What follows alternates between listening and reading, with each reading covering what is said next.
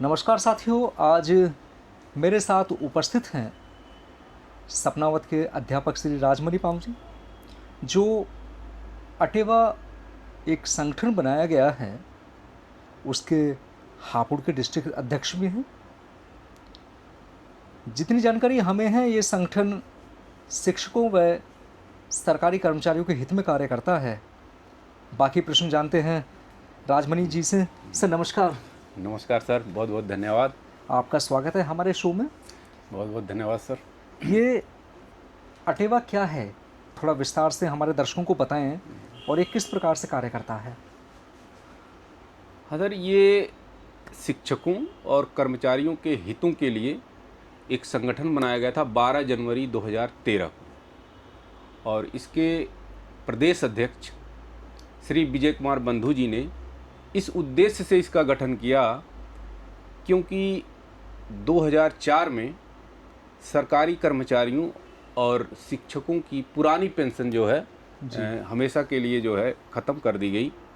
और शुरुआत में तो ये पता चला कि इसका कोई प्रभाव नहीं पड़ेगा, क्योंकि इसकी जगह जो है सरकार ने एनपीएस नामक न्यू पेंशन स्कीम नामक एक योजना लेकर के आई थी, और उस योजना का प्रभाव उस समय अनुमान नहीं लगाया जा सका कि यह योजना वास्तव में उनके पेंशन के लायक होगी या नहीं। लेकिन आने वाले समय में करीब 8-9 साल 10 साल बीतने के बाद जब उसके परिणाम समझ में आने लगे, तो ये लगा कि ये तो न्यू पेंशन स्कीम शिक्षकों और कर्मचारियों के लिए एक धोखा है, क्योंकि उससे ना तो उनके परिवार का कोई गुजारा हो पाएगा, ना तो उनका भला हो पाएगा। जब उन्हें सबसे ज़्यादा पैसे की ज़रूरत होती है तब जो है बहुत मिनिमम, क्योंकि बाद में जो रिजल्ट आया किसी की 1000 पेंशन, किसी की 1500 पेंशन ऐसे बन रही थी। तो इसको देख करके जो है हमारे विजय कुमार बंधु जी ने एक संगठन खड़ा किया और वो अपनी मांग रखी कि पुरानी पेंशन की बहाली किया जाए, यानी जो ओल्ड पेंशन स्कीम है, यानी जिसे ओपीएस भी कहा जाता है, उसको बहाल करने के लिए इस संगठन का निर्माण किया। और उस दिन से लगातार आज तक हर वर्ष में जो है हर महीने लगभग कोई ना कोई कार्यक्रम, धरना, प्रदर्शन, रैली, ये सारी चीज़ें वो करते आ रहे हैं और सरकार से बराबर मांग करते रहे हैं कि एनपीएस को ख़त्म कर दिया जाए, ओपीएस लागू किया जाए। इसके बीच में सरकार ने उनकी बातें मानी और ओपीएस की जगह एक नई पेंशन स्कीम लेकर के आए जिसको यूपीएस कहा जाता है। यूपीएस में क्या हुआ कि यूनिफाइड पेंशन स्कीम, इसमें क्या किया गया, कुछ बदलाव एनपीएस में करके जो है इसे लाया गया, लेकिन इसको ना तो केंद्रीय कर्मचारियों ने और ना ही जो है राज्य कर्मचारियों ने, किसी ने इसको स्वीकार नहीं किया। अब पुनः सरकार जो है अपने इस पर विचार कर रही है कि क्या यूपीएस को ही ख़त्म करके ओपीएस क्यों ना लाया जाए। तो कहने का मतलब एक लंबा संघर्ष जो अटेवा ने किया, उसका परिणाम निश्चित तौर पर आगे दिखाई देगा। और ये दिखाई दे रहा है कि सरकार जब उसमें थोड़ा थोड़ा परिवर्तन कर रही है, तो लग रहा है कि निश्चित तौर पर एक दिन ओपीएस बहाल होगी। आपने एक नाम का जिक्र किया, विजय कुमार बंधु। हमारे सभी साथियों को आप बताएं कि ये कौन है और कहाँ इनका हेड ऑफिस है और इनका वर्तमान इनके डेजिग्नेशन क्या है और किस प्रकार से ये शिक्षकों के हित में कार्य कर रहे हैं। तो विजय कुमार बंधु जी ने इस संगठन को खड़ा करने के पहले तो हम लोग कोई नहीं जानते, एक साधारण शिक्षक, जैसे हम लोग एक शिक्षक हैं, वैसे विजय कुमार बंधु जी भी लखनऊ के एक इंटर कॉलेज में शिक्षक हैं। और उन्होंने ये सोचा कि आने वाले समय में लोगों की पुरानी पेंशन बहाल होनी चाहिए। इसी उद्देश्य को लेकर के उन्होंने एक संगठन तैयार किया और पूरे प्रदेश में हर ज़िले में इन्होंने अपना एक मजबूत संगठन तैयार किया। और इस संगठन का परिणाम ये दिखाई दिया, 1 अक्टूबर 2023 को एक ऐसी रैली की गई कि जो न केवल भारत में बल्कि पूरी दुनिया में जो है इसका नाम गया कि इतने लोग जो है विजय बंधु के नेतृत्व में इकट्ठे हो सकते हैं। और सरकार को ये सोचने पर मजबूर कर दिया कि उन्हें पुरानी पेंशन जो है ज़रूर लागू करनी पड़ेगी। आपने जिक्र किया संघर्ष, प्रति माह या प्रति तिमाही या प्रति छमाही, हम जानना चाहते हैं कि ये संघर्ष किस रूप में होता है। एक तरफ आपको अपना अध्यापन कार्य भी सुचारू रूप से करना होता है, दूसरा सभी अध्यापक गण या सभी वो सरकारी कर्मचारी जिनको कि इसकी आवश्यकता है, वो किस प्रकार से आपके समूह में कार्य करते हैं और किस प्रकार से आप अपना जो संघर्ष या आपका कार्यक्रम है वो जारी रखते हैं? कृपया थोड़ा स्पष्टीकरण करें। अटेवा संगठन हमेशा जो है जो कार्य अपने लिए करता है वो छुट्टियों में करता है। जैसे साप्ताहिक छुट्टी एक संडे को मिलती है, उस दिन जो है ये संगठन जो है जिलों में, ब्लॉकों में, हर जगह इकट्ठा होकर के लोगों को इकट्ठा करता है। और जब इनकी छुट्टी हो जाती है, छुट्टी के बाद जो है, क्योंकि तमाम विभागों के कार्यक्रम चलते रहते हैं या विभाग चलता रहता है, उनकी समय 4 से 5 बजे तक होता है, तो उन विभागों में संपर्क करके लोगों से जो है इस संगठन को मजबूत करने का प्रयास किया जाता है। छुट्टी के बाद, स्कूल की छुट्टी के बाद हम लोग जो अन्य विभागों में दौरा करते हैं, संपर्क करते हैं, उनसे जो है मिलते जुलते हैं और एक खाका तैयार करते हैं और अपने संगठन को मजबूत करते हैं, जिससे इस आंदोलन को जो है आगे बढ़ाया जा सके। और जब टीचर करने के बाद जो है हम इकट्ठा होते हैं, तो वो मात्र जो है संडे या छुट्टियों के दिन ही जो है एक बड़ी बराबर रैली करते रहते हैं, जिससे जो है किसी को कोई, ना तो छात्रों को कोई नुकसान होने पाए, ना तो अन्य सरकारी कर्मचारियों को, लेकिन हम अपनी मांग बराबर सरकार के सामने रखते जाते हैं।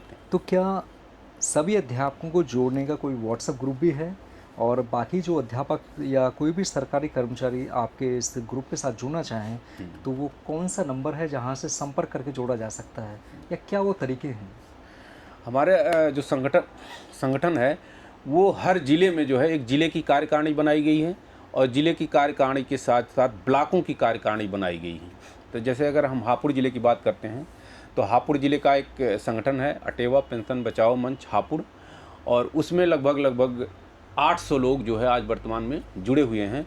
कोई भी सूचना होती है, हम एक जिला अध्यक्ष की हैसियत से, जो और हमारी कार्यकारिणी है, जिला महासचिव हैं नीरज जी हैं, और साथ ही जिला महामंत्री के अलावा जिला उपाध्यक्ष हैं, और इसके बाद जिला संरक्षक भी हैं, जिला जो है उप मंत्री हैं, यानी ये लगभग फिर करीब 30 से 35 लोगों की कार्यकारिणी हापुड़ ज़िले की है।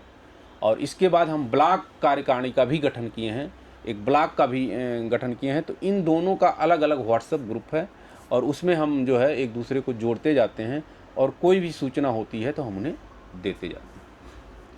कोई ऐसा नंबर जिससे कि जानकारी जुटाई जा सके या कोई भी जानकारी लेना, तो एक तो मेरा नंबर 70 करके है, 7011। आप प्लीज़ हमारे दर्शकों को एक बार नंबर बताएं अपना। एक नंबर है, मेरा नंबर है 7011972314।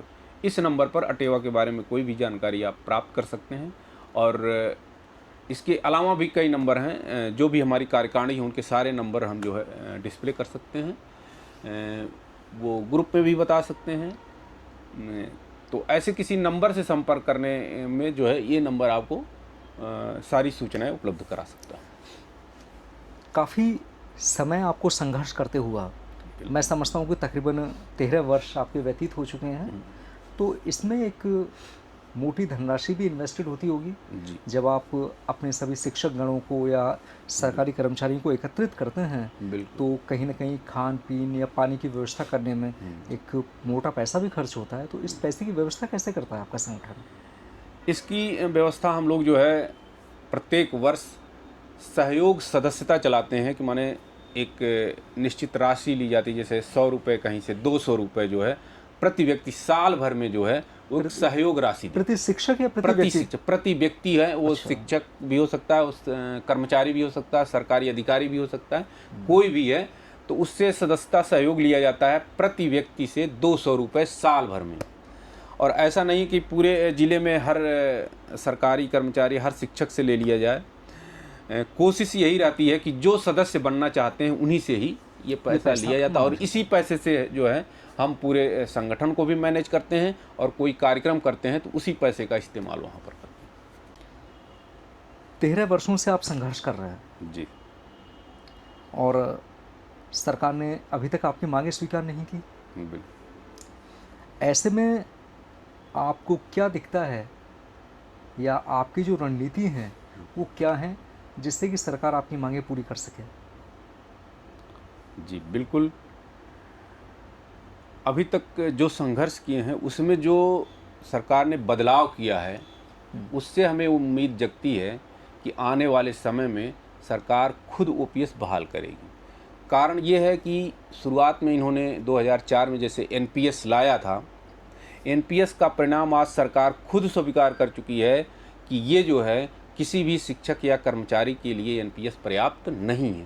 तो इसलिए ये ऐसा देखते हुए सरकार ने खुद कमेटी गठित की और दोबारा यूपीएस नामक योजना लेकर के आई, और उस योजना को केंद्रीय कर्मचारियों में लगभग 97% कर्मचारियों ने उसे इनकार कर दिया लेने से, स्वीकार नहीं किया।